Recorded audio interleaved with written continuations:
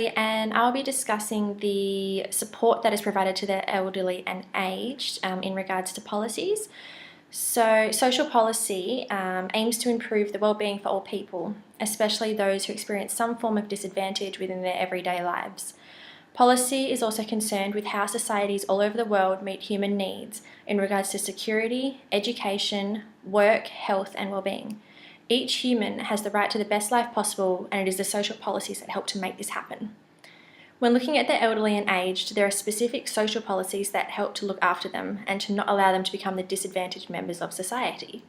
These social policies look at issues such as retirement issues and plans, the superannuation system, pension bonuses and how they can be used, as well as many others.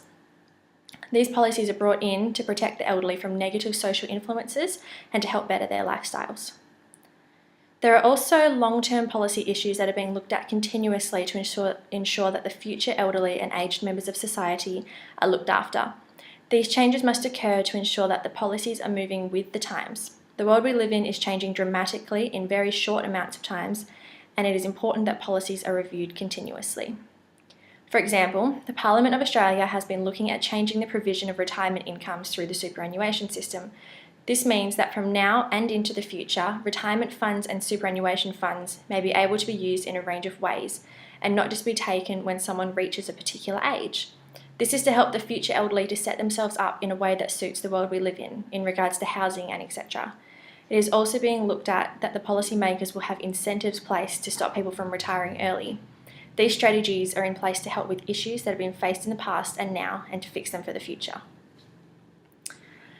Particular policies that are provided to help the elderly and aged include social security, residential, community care, health and disability, and Indigenous aged care.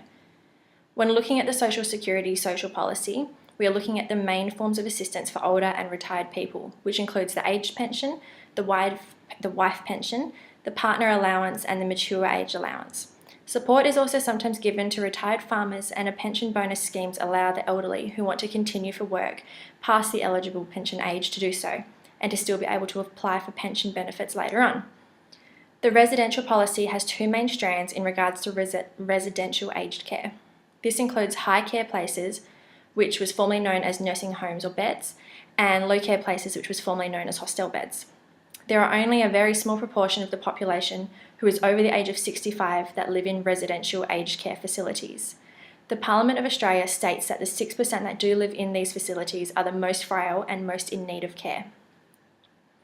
When we look at community care, we are looking at a greater emphasis on keeping the elderly and frail people in their homes and family settings for as long as realistically possible. This includes such things as having support services involved that provide such things as Meals on Wheels, home help, and health support such as Silver Chain, for example. By doing this, the mental health of the elderly will benefit, which will in turn help their physical health. The Health and Disability Policy explains the benefits that older Australians are provided with. This includes mainstream programs such as the hospital systems and the service of medical practitioners, as well as the pharmaceutical benefits scheme. Australia's health system, Medicare, also helps provide health care at little or no cost for elderly people. Certain older people are also eligible to be provided with vouchers that can help them with things like hearing tests to help fix their problems. Private health insurance is also regulated so that older people cannot be charged at a higher premium due to things such as being chronically ill or for whatever age they're at. It is an unfortunate fact that the majority of Indigenous people do not live past the age of 62 years. However, there is an Indigenous aged care policy that helps protect the elderly Indigenous people. The Parliament of Australia states that the average life expectancy for an Indigenous male is 69.1 years, and for an Indigenous female it is 73.7 years. Of the 12% of the Australian elderly that we have, only 3% represent the Indigenous Australians, and this policy helps protect their rights. Thank you.